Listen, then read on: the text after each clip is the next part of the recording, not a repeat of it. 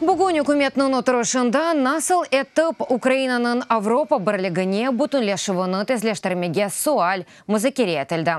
Анда Авропа бірлігі елчісі ве юқары рада мебуслары иштирак етті. Евел Украина ве Авропа бірлігі бірлешме қындан лашманын ғайрыдан бақыпчы қалмасыны музыкере етті. Боқта инкишаф, иқтисадия, тыджарет ве чифчилик назиранын мовина Украина тыджарет темсилжесі Тараскачка айтып берді. Оның айтқанына көре Украинаны Авропа бірлігінен бірлешме қында анлашманын янартыву зеранды япылажақ ішті уч эсас мевзуи қысым меракландыра.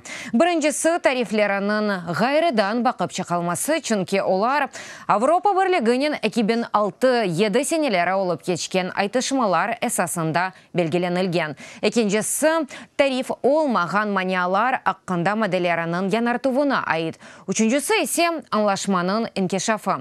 Яғни Авропа бірлігінде олып кечкен идаре етіже қайделерінде денішмелерге анлашманын ұйғынлашывы.